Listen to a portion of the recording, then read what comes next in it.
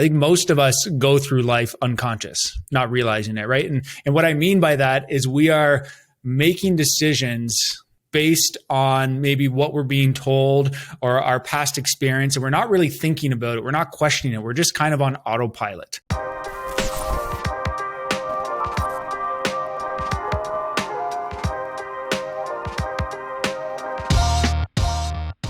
Welcome to the Construction Disruption Podcast, where we uncover the future of building and remodeling. I'm Todd Miller of Isaiah Industries, and this is my co-host, Seth Heckerman. Today's guest is Casey Gray of Ottawa, Ontario. Casey is known as the Conscious Builder. He's a podcaster and a builder remodeler under that name, the Conscious Builder. You can find him at theconsciousbuilder.com and also at caseygray.com. The Conscious Builder is an award-winning sustainable building company. They have a focus on net zero and passive home construction. Doing those things, Casey is very much a disruptor, and he also cares about the future of construction and the impact of construction on the environment. Casey, welcome to Construction Disruption. I'm looking forward to a great discussion today. Yeah, likewise. Thanks so much for having me here. Good. Well, you describe yourself as a husband, father, entrepreneur, and construction industry leader. Could you share with us a little bit about what brought you to where you are today and where your interest in construction maybe came from?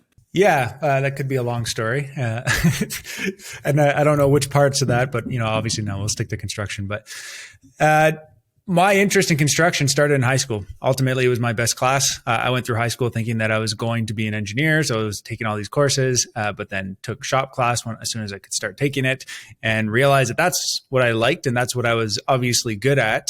And once they started pushing the apprenticeships, which was perfect. I said, I don't want to go to school. I want to do this. I went home, told my mom, and she was very supportive, actually. And after that, the rest of my classes kind of went down slowly, or probably fairly quickly, because I really stopped focusing on those, right? I was very much like, okay, well, if I'm not going to use these, why do I need to put that much effort into it?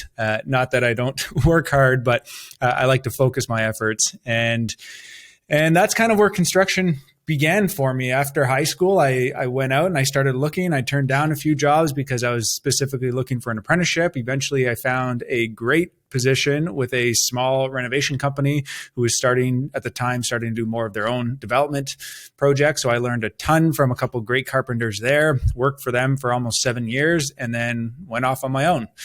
And things started to evolve from there. At first, it was just a young guy in my 20s, just want to make money and do a good job. But it wasn't until my wife and I actually attended a Tony Robbins event that everything started to change. And if you're not familiar with Tony Robbins, he's, everyone thinks he's a big motivational guy, but that's not really how he describes himself. But he will get you pumped up, but he finds what motivates you. And this event, I had no idea what I was going into. My wife said, hey, do you want to go to this event? I said, sure. I didn't really ask any questions, and it was life-changing. And wow. We came out of that event just with the biggest takeaway was to ask better questions. And from there, we started asking ourselves better questions. And for myself, it was why am I doing this? What do I want to leave behind? And started really thinking. And then not too long after that, at another Tony Robbins event, because we started going deeper because it was great because we were learning so much in doing this. At another Tony Robbins event, we found out that we were having our first child. And that's when it really sunk in for me. It's, all right, if I'm going to tell this little person, I didn't know it was a boy at the time, if I'm going to tell this little person that he or she can be or do whatever he or she wants, I'm going to have to lead by example. And if I want to leave this place better than it was when I showed up, what can I do with the skills that I have? And that's when the Conscious Builder and everything kind of started to come into focus. Very neat. And I know, my story is a little bit similar. A lot of things changed when that first child came along. Our only child also, but you really start to change perspective. So you grew up there in Ottawa, is that correct? Yeah, born and raised here in a little, part of Ottawa. It's called Orleans, but moved out of there when I was about 22 and never went back Too much traffic that into the city. Well, that's and it's interesting too, because when you talked about technical education and apprenticeships, we had another recent guest here on the show who is Tony Trapp, who is with Upper Valley Career Center, and we talked a lot about the apprentice programs they have developed, and really those things are pretty new here in the States. I think because of more European influence, in particular in Ottawa, it's probably more common to have those apprentice programs. Is that true? Well, across Canada, apprenticeships I guess they're called Red Seal certificates. Right? Once you get certified, most trades, actually all trades from what I'm aware of, need to be certified with the exception of carpentry. You actually don't need to be certified to be a carpenter, which is somewhat interesting, but yes. Even the guys I learned to, amazing carpenters, or the guys I learned from, amazing carpenters, they weren't technically licensed, but it goes for everything. I think like even hairstylists are in there as an apprentice, right? You can do the apprenticeship for that, but you don't have to be licensed to do that. But in construction, I think most things are, other than carpentry. That makes a lot of sense. And what that recent guest was talking about really rang well and strong with us as well. So I understand that part of your goal, especially through the podcasting and your active websites, is to help other contractors also become conscious builders. And I love the term conscious builder. Can you tell us a little bit, is that something you came up with, how that came to be? Yeah, it came to be because it was really from that Tony Robbins, that talking with my wife. I started to become really attracted to the word conscious because consciousness is really a state of being aware, right? That's what consciousness is. And I think most of us go through life unconscious, not realizing it, right? And what I mean by that is we are making decisions based on maybe what we're being told or our past experience, and we're not really thinking about it. We're not questioning it. We're just kind of on autopilot, right? And there's a lot of things, not just in construction, where that applies. So my wife and I actually started something called the Conscious Living Podcast, and that's kind of what we started on the side. We no longer do that. She ended up doing a bunch of episodes without me because I got too busy on the construction side, but we kind of brought that into the construction and rebranded the company under the Conscious Builder because it's about not even just for contractors, but it's raising the awareness for homeowners as well, because they need to ask questions. They need to be aware of, I see our role as giving the information that they need in order to make a conscious decision. And it's not up to us. Everything we do is custom, right? I'm not going to sit here and tell you how to do something or why you should do it a certain way. I'll tell you what we know, what we believe is the best way to do it in whatever we're talking about. There's many different things in construction, right? And then it's up to the other person, the homeowner, to make a decision for what's best for them, because they're going to have different factors that affect their decision, right? We all have to make decisions around money, what's important to us, other factors, people that live in the house, potentially health concerns, right? So there's a bunch of different factors. So it's not a one size fits all. It's about making the decision that works best for you. So I know that, as you talk about that, another thing I think a lot about is, I think a lot in terms of introspection. And I think so many folks do go through life kind of on autopilot, more reactive than really, thinking internally. So it sounds like I'm impressed by a lot of the things I've seen on your website. And it looks like you're a guy who often thinks, internally, why am I doing this? And is this the right thing? Is that true? Is that something you try to impart to people as well? Is that internal dialogue, if you will, or introspection? Yeah, it's introspection. And also, I guess for whatever reason, I'm kind of wired that way, is, thinking ahead, what's going to happen, and that's part of what my role is as the CEO, the founder of the Conscious Builder, is I need to be looking further ahead and where the industry's going and so forth. But ultimately, I want to make sure that it feels right for me as well, right? I need to be driven by it. I need, if I'm going to be driving this bus, I need to know where we're going and why we're going there. So yeah, there's a lot of work. And what I've realized after being in business for almost 12 years at this point is business entrepreneurship, doesn't matter what the business is, it's 80% psychology and 20% mechanics, right? It doesn't matter if you know how to build a house. If your psychology is not there, your business is not going to succeed, right? And that's why the majority of businesses, I don't know what the stat is, but something like 97% of businesses fail. It's because of the psychology of the owner, right? It's a lot of people like the idea of business ownership. A lot of people like the idea of becoming famous, but they don't want to do the work that's required to actually get to that point, right? So there's a lot of work that needs to happen on the back end. And the quote that sticks with me is like, you get rewarded in public for what you do in private, right? And that's what a lot of that introspection is. Very neat. And that has to serve your customers extremely well. I know I have a local contractor who I always call on to do work at my home, and he's an older guy, but he is so introspective and brings so much insight. And I'm often thinking, man, if you could just bottle this and franchise it. And he doesn't even understand what he has. And, at this point, he's up close to retirement, but how special that's been in terms of what that's brought to my wife and I as homeowners, and kind of living into making our house be what we want it to be, and been very cool. It kind of sounds like a character from the book called The Carpenter. I don't know if you're familiar with that. I do not think I am familiar with that, no. Actually, I think I have it. Who's that by? John Gordon. Okay. So yeah, this book, The Carpenter, really easy read, but it's not about carpentry at all. It's about a carpenter who's basically teaching life lessons to this person he's doing work for. So pretty interesting. Maybe it's based on your carpenter. Might be. A lot of our listeners, I do think, are business owners, or we know are business owners. So that line you said, 80% psychology, 20% mechanics, and your focus on that and understanding for the health of yourself, your family, and your business, how critical it is. I'm just curious, do you have any habits, practices, rituals that help you maintain a healthy psychology in the day in, day out stresses of your business? Yeah, absolutely. I think you have to, if you're going to have to, be in this world, in the entrepreneurship world, especially in construction, because you deal with problems, especially these days, right? All business everywhere. It's crazy. You can't predict what's going to happen then tomorrow. But I think the biggest thing that's helped me is that I start my day in control and I end my day in control.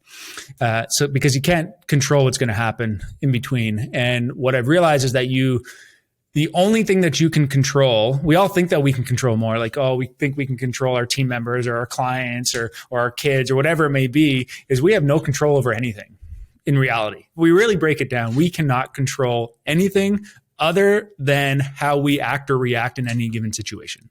That's the only thing we have control over. And if anybody wants to argue with me, I'd love to hear their points on that sort of thing, right? Because we can influence people, right? And I think that that's important. You want to influence people. You want to inspire people to move in a certain direction if you believe it's going to serve them. That's kind of part of the point of living, is to continue to spread that. But so what I do in the mornings is I always have my morning routine. So I started off with like lemon water. We have a puppy now, so it's kind of thrown off my morning routines a little bit, but it'll go back to normal soon. But when the puppy's not in the mix sort of thing, I do my lemon water. I meditate. I read, and the reading could be anything really. It could be something that's interested me. It could be blog posts. Sometimes I might watch some YouTube videos, just do something to kind of educate myself. I then do a workout, and workouts don't have to be long, right? Just get the blood flowing. And then usually at that point, that's going to take me an hour or so, hour and a half. And at that point, my wife takes good care of me. So we do celery juice every single morning. So after my workout, that's ready. If it's not ready, I usually get to work, or I start kind of doing my emails, and then kind of the rest of the day goes from there. And at the end of the day, I make sure to shut down at a decent time, because if I'm staring at the computer screen all day and try to go to sleep, it doesn't work. And same thing, I usually keep it pretty simple at the end of the day, but I try not to get into emails, like important emails at the end of the day that might keep me thinking, right? So I'll do some research. I'll work on something that I know is not going to keep me awake at night. And then I'll read and usually do some writing. I have a gratitude journal. I'll write in that, and then that kind of allows me to kind of fall asleep and let go of the day, so to speak. What a great day. Good stuff. So your business focuses on passive construction as one of the things that you do, and remodeling. For our listeners and viewers who maybe don't know what that term means, could you kind of describe a little bit or tell us a bit about passive construction? Yeah. So the first thing I'll say is that there's a difference between like passive construction, I guess I'm assuming in the way that you might be asking about it, and a certified passive house. So a certified passive house is actually a building standard. So passive house, either Passive House International or Passive House US, are building standards just like Energy Star or LEED certification. Now, somebody who might be building a passive inspired house or a passive solar house is not the same thing, because I've come across those houses and they're very far apart. So what we talk about is the certified passive house construction, or a lot of things that we've been doing lately are net zero, but that's not to the extent of passive house. So what passive house takes into account is, yes, it takes into account the sun, but it's not necessarily required. It gets factored into the modeling. We don't do the modeling. We work with energy advisors who do that. But the biggest factor is it focuses on energy consumption for that home. And it needs to keep it down within a certain range. And you need to really focus on the envelope and then the mechanical systems. So the envelope is going to be all of your insulation and your air sealing. Obviously, you're going to have your weather barrier and vapor barrier as well. But it really focuses on the amount of insulation and making sure that your air tightness is at 0.6 ACH, which stands for air changes per hour, or less, which is extremely airtight. And I think minimum building code here in Ontario now is 2.5 now? It was 4. I think it was 4, and then Energy Star is 2.5. I don't even know, because we're always going beyond that, right? So I can't remember if they've changed that.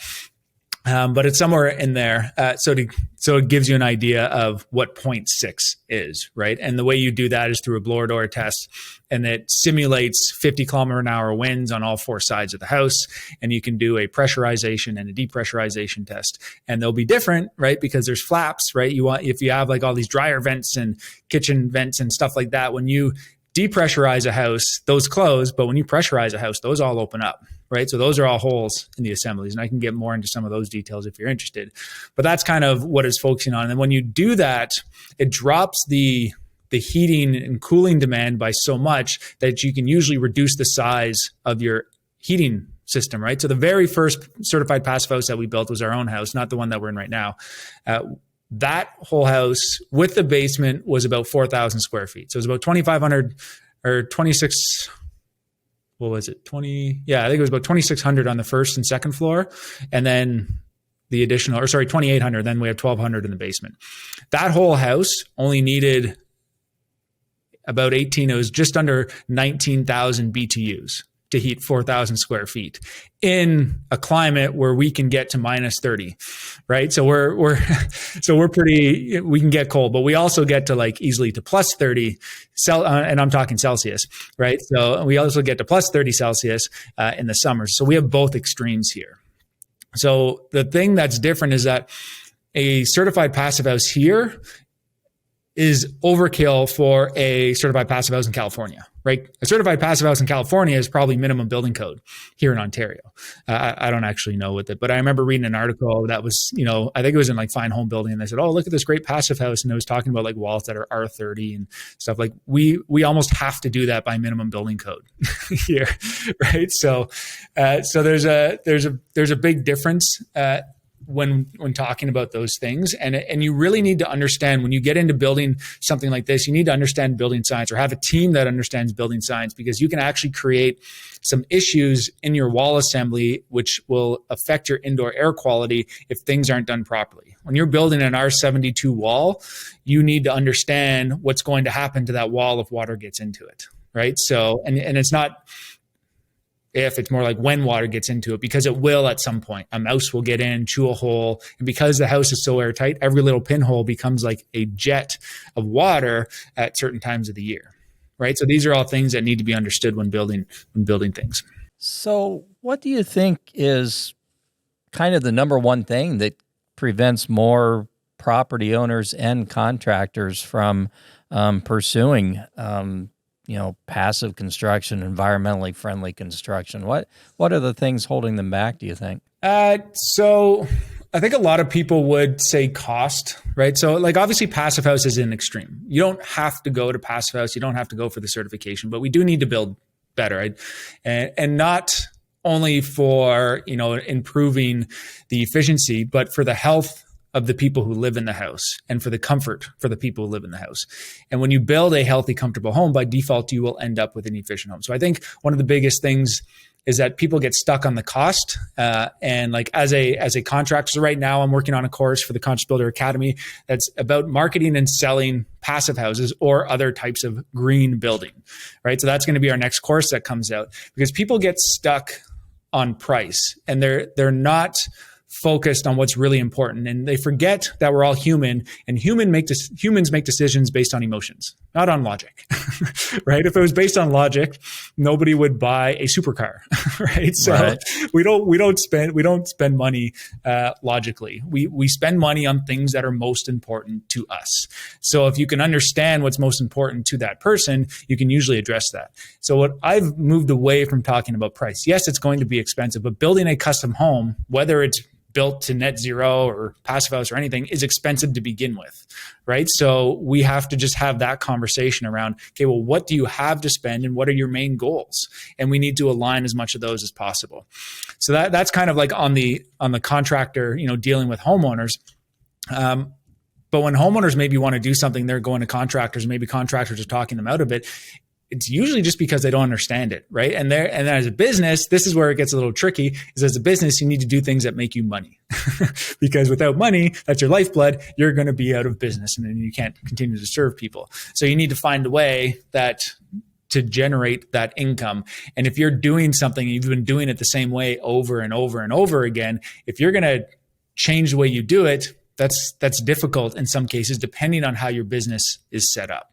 So we've kind of created a niche for ourselves in the fact that we can basically do anything as long as it's building beyond the building code. We're interested in doing that type of building. And that's what people reach out to us for. But we also know that most of our projects are different. We're not doing the same thing over and over again. So it's going to come at a premium just because we have to figure out a lot of things to begin with. And that's just the reality of construction with renovating these old houses and making them more efficient. What % of your business is renovation versus new construction? I haven't looked at the numbers recently, but if we look at number of projects, we're probably majority of our projects are still renovations. Okay. We're doing, a couple of custom homes a year. Next year is probably the most. We have 4, assuming they all start, we have 4 custom homes to do next year, but that's the most that we've ever started in a year. It's usually around 1 or 2, and then the rest of our work is renovations. So dollar-wise, though, it's probably, it costs a lot more to build a custom home than to do a retrofit, depending on the scale of the retrofit, right? So we're project-wise, we're probably 90% renovations, but dollar-wise, we're probably 80% custom home sort of thing. Gotcha. So as you approach a renovation project and folks are kind of considering, okay, what can they do? And you're bringing ideas to them and the benefits of those ideas. What are some of the common low-hanging fruit that you're saying, if you're going to invest money any place, this would be a really wise thing for you? Or is every project so unique there is no commonality? Well, I think that's where some people get stuck is they make mistakes is because they tackle the low-hanging fruit first. Oh, interesting. That's usually not the way you want to do it when it comes to renovation. That's why you need to look at the big picture. So what are your goals? So I have conversations like this every single week with potential clients. Is what are your goals, right? What are you looking to achieve? And there's been a lot of programs out there that have come out that have basically been furnace replacement programs. So people go in, you get some grant money and you replace your furnace, and sure, you drop your bill, but you don't really improve anything, right? You don't make your house healthier. You don't make your house more comfortable. You might not even, maybe you save a little bit of gas sort of thing. But now they're starting to get away from those types of programs, which is good. So here's the thing. The low-hanging fruit from a cost perspective might be to change your heating system. But if you plan on changing your windows and you plan on improving your envelope, Now you've overpaid for your heating system and you're causing a problem because you could end up with a system that short cycles. So if your home needs 100,000 BTUs to heat and you change your furnace, say you put in an air source heat pump and, to get off natural gas, for example, and then, 2 years later, you change your windows and add some insulation to your walls and your heating demand drops to 50,000 BTUs as opposed to 100,000. Well, now you could be short cycling, which is going to cause comfort issues and potentially health issues, depending on how the ventilation, how the fresh air system and everything comes into the play, right? So it's very much, okay, what are your goals? What do you plan on doing? Like, tell me everything. And then based on that, we can say, okay, we need to tackle this first. And if they don't have the money to do it right away, maybe you wait a little bit, right? Because it does make sense. You have to do the envelope first. If you plan on doing the envelope, you have to do that first because that's going to affect everything else. If you make your house more airtight and you add more insulation, it will perform better and you will not need as much heating and as much cooling. So would you say that's kind of a common big mistake folks make, is not looking at that big picture, not taking that holistic view, and then focusing on this or that, and then finding out later on that didn't really fulfill their bigger goals?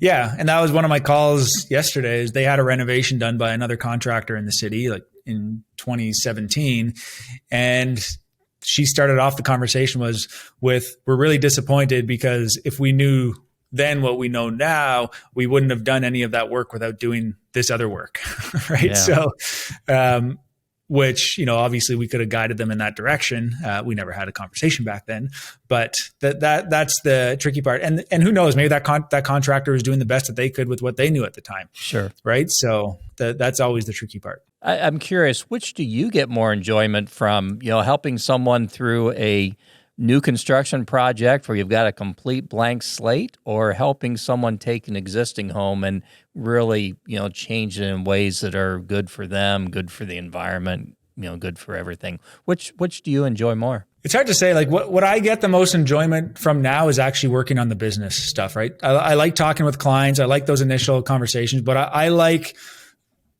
working on the business so that my team has the opportunity to work on those projects, right? I'm not swinging the hammer that often anymore. I did last year just because we had so much work. We didn't have the manpower. And we did a test project with our YouTube, show. So I had to throw the pouch on, but the enjoyment for me is really in creating those opportunities for other people to be a part of it and to do what they all ultimately love to do, right? Our carpenters they're passionate about what they do and they want to build better, and the projects get better and better because we get better and better, right? And we learn more and new products come out and there's always something new to learn. Good stuff. Well, why do most of them seek you out? I mean, your website has a very different feel to it from most builders and remodelers. And I know that you really put a lot of emphasis, you've alluded to it already, on that customer experience. Curious, why do you think your customers ultimately do end up gravitating toward you? Is it that experience? Is it the quality that you bring? Yeah, well, the people who come to us have usually been referred to us, or they've heard of us or saw our sign and then they did their research, because everyone does their research. And what I've realized, like the first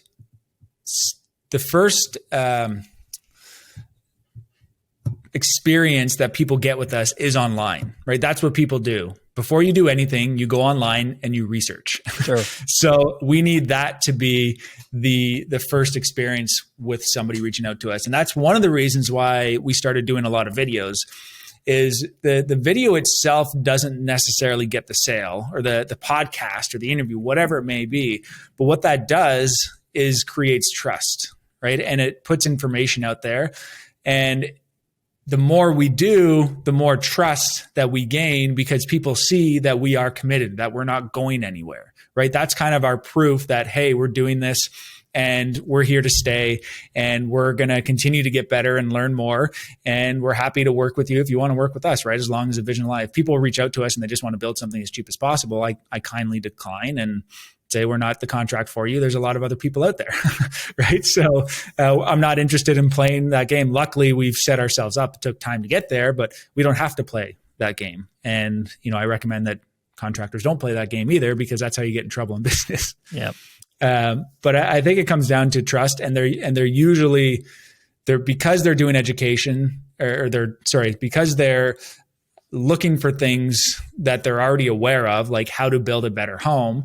They come across our videos and then they realize that we're aligned on that front. So it makes for a much easier conversation at that point, right? When a lot of people I talk to, they're like, oh, I feel like I already know you already because I've been watching so many of your videos, which is perfect because that's what we want the videos to do, right? So mission accomplished.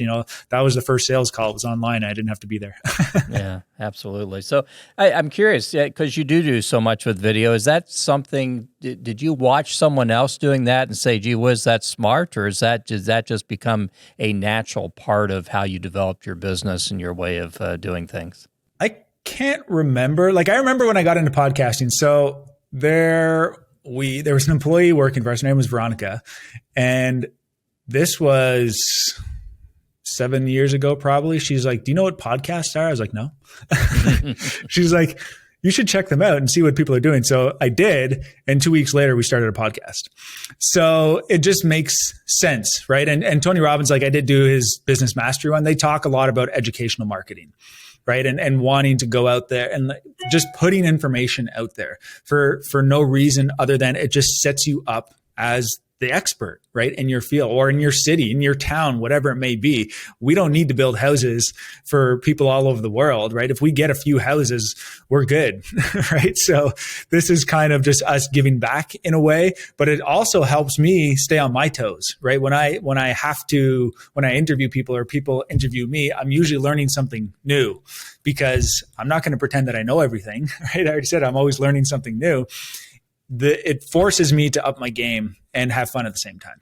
I know that in your marketing, you use the words hospitality and transparency.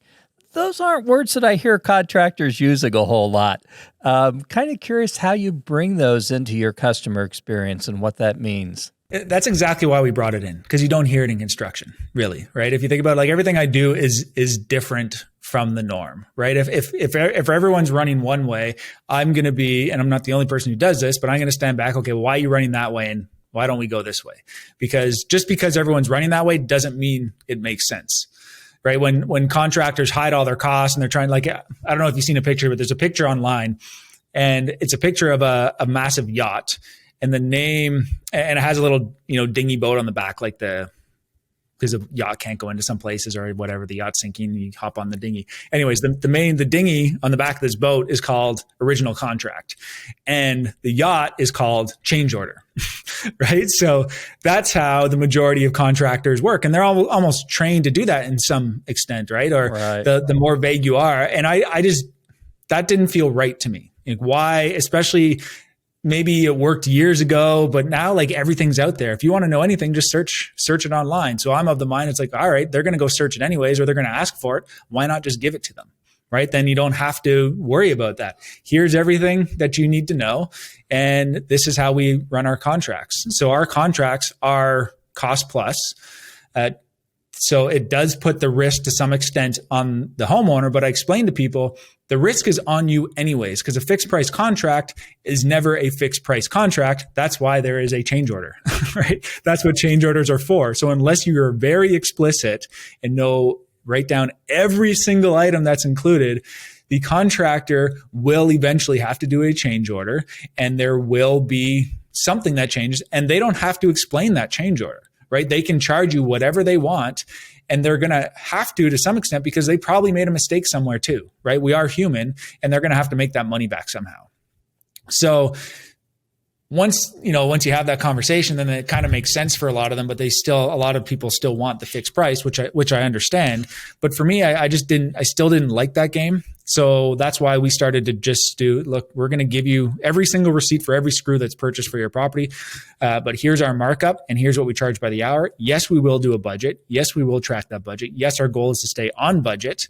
And we're going to communicate that. And that's kind of where the hospitality comes in. It's the guys on site, right? Our guys are there every day. We have our weekly calls. So it's not just me, it's the team making sure that they're taking care of the clients and working with them. So earlier you mentioned the Conscious Builder Academy. I assume these are the types of practices you teach through that. Tell me a little bit about what the Conscious Builder Academy is. Yeah, we just launched that last year. So our latest course was managing clients because we're all dealing with a lot in the last couple of years. So you can go to consciousbuilderacademy.com and you can see what's going on there. We do have a good deal on that program. We're giving away a lot of freebies with that one right now. And the next one I'm doing is on marketing and selling, passive houses, green construction type, because we've gotten a lot of requests for that. And we haven't got into a lot of the building techniques or anything. There's a lot of people who already do that. But we're kind of working towards that. Right now, we're focusing more on the contractors, right? The conscious builder. And we take care of the clients through the projects that we do. But this is really to help contractors succeed, right? So the first thing, yes, it's great if you can build a passive house. But like I said at the beginning, is that it doesn't matter if you're a great carpenter if you don't know how to run a business, right? So if we can help, my goal is to help those people stay in business. The ones who really want to do a good job is give them what they need, the knowledge, the information they need in order to actually run a successful business as opposed to just build a great home. But how about a favorite project of yours so far? Just kind of curious to hear a little bit about that. The next one. The next one. Hey, I love that. Yeah, I can't pick one out. They're all different. They're all interesting. But I'm always working on, what's the next project, and a lot of the projects that I work are more focused on within the business, right? So sure, I get the projects, the construction projects set up, but I pass it off to my team, then they take over, and I kind of more advise or I'm involved when they need me to, but for the most part, they're taking over the construction part after everything begins. Good stuff. And that's quite a lesson for contractors as well, to realize that you really can do that. You don't have to do everything. Yes. And you have to, right? It's impossible to do everything. Absolutely. If you try to do everything, you're not going to be able to do it very well, right? You're not going to sleep. You're going to be stressed. You mentioned earlier that you do a lot of reading and research and looking into things. Any new technologies or practices that you're seeing kind of starting to come into fruition or into reality that really excites you right now as disruptors and game changers? So this might not be what you think. So in terms of technology, like for things on site, there's not a whole lot that I think is going to change anything soon, right? There's 3D printing and stuff happening, but the biggest problem we have still is in our existing home supply and renovating and improving those, because the majority of the homes that we need are already built. And what are we going to do with that? So I don't see a whole lot that's going to disrupt that. But in terms of real estate and ownership of certain things, I don't know how familiar you are with cryptocurrency, but I've been doing a lot of research on that the last 2 years. And NFTs. I think NFTs are going to change the real estate world. I think it's going to change how businesses are started and funded and operated. There's a lot going on, and we're planning on some stuff with some NFTs. I've actually put a lot of work into it already because people think, in the mainstream, if you just follow that, people are just paying, hundreds of thousands of dollars for pretty pictures. But it's not about the picture. It's about what's attached to that file, right? That NFT is proof of ownership. So imagine your home was also an NFT, and that NFT was basically the deed to your property. So if you wanted to transfer that to somebody else, you just sell them your NFT. Here's the NFT. Now it's proof that you own that house. So you own the wallet that has that NFT. You own the house. But on a business perspective, you could create a whole, this is where the Conscious Builder Academy is going, is you can create memberships around these NFTs, and they also become collectible, and people could trade them, right? And it can be fun. But if people own those NFTs, that would give them access to events or access to your online courses. And then once they're done with it, they could trade it or sell it to somebody else. Somebody could draw a plan for the architects out there. Turn your plans into NFTs and sell them. Attach your royalties to it. You know what I mean? You can make a set of plans, create 10 of them. That's it for that set of plans, put it out there. And every time that plan gets sold, you make a royalty on it, and you don't even have to sell it. Right. And the person who has that plan technically owns it. They can choose to keep it, or they can choose to pass it off to somebody else when they're done with it. Right. So I think that there's a lot. I could talk on a whole whole hour on where we're going with this, but that's kind of where my mind is going, is how can we use that in the construction industry? How can we use that for the Conscious Builder? How can we use that to benefit the members of the Conscious Builder Academy? Because I think there's huge potential there. And we're just at the beginning, right? I don't think, like, there's a lot going on. There's a lot of money flowing around. Most of the businesses are going to fail, like any other business that starts up there. There's going to be rug pulls out there. But for the ones that really do it well, I think can really take their business to the next level with something like this. Interesting. I've listened to a couple of podcasts and things of Kevin Rose and Tim Ferriss and some other guys talking about these type of developments, but hadn't really taken the leap to think about what it might mean for our industry yet. Thought about it a little bit, but not nearly like what you have for the last couple of years. So exciting to connect with someone on making sure we're on the leading edge. You certainly go far beyond typical builders of, thinking about reading plans, developing plans, driving nails. Who would you suggest that folks look at yourself 10 years ago? Who would you tell folks to be listening to or paying attention to these days? The tech world, the young world, at least on the business side, right? Listen, like, I'm following guys that are easily 10 years younger than me, right? So learning from them, because that's a new world that I'm not aware of, that I'm very interested in. But it really depends on what your interest is. So I think it's kind of it's a tricky question, because we can get paralysis by analysis, right? So yes, I read a lot and I look into a lot of different things, but I'm also self-aware of the fact that I can easily be taken down a rabbit hole of information, right? So I'm very much a just-in-time information type of person, unless I'm researching a bigger project in, like, the NFT world, right? And how we can use that. That's more, I'm reading, making notes, and figuring out how that works and what we can do with that.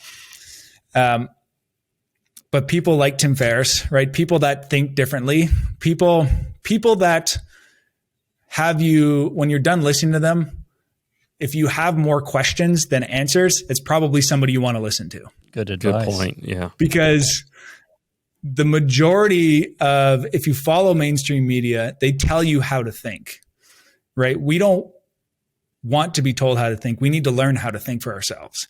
And the best podcasts out there are really teaching you how to think for yourselves. If you listen carefully, they're teaching you how to ask questions, right? How to actually come up with your own thesis and your hypothesis and make decisions for yourself. And I'm not going to go down the rabbit hole of where the world is right now with everything, but there's a lot that's a very obvious point of people being drawn in a certain direction and now realizing that maybe it wasn't the right direction, for example, or not the right direction for them, right? Or things change, right? And that's what I want to change in the construction industry too, and in business, is like, just listen to people who are teaching you how to think, and don't rely on others for those things, right? I think we're easy to pass off responsibility, but if you really want to live an amazing life, you have to take on that responsibility yourself and own it. So kind of along those lines, if you think about, in our world, the relationship between designers or architects and product manufacturers, building materials manufacturers and contractors, and you think about that relationship, anything you can imagine that you'd like to see different in those relationships between those three? Because right now they're all pretty siloed. They tend to work independently of each other. Just curious for your thoughts on that. Yeah. So what we promote is what's called an IDP, or an integrated design process. So when people come to us with plans already drawn, typically we don't get those projects because they're coming to me looking for a price, right? Give me the best price for my house. That's really what they're saying. Sure, we want to work with you. We know we believe in what you're doing and we really want to work with you. But here's our plans. Can you give us a price? I know where this goes, right? Ideally, you have your architect, you have your energy advisor, you have your contractor, and your contractor brings in the subs when required right from the start. That's the best way to do these projects.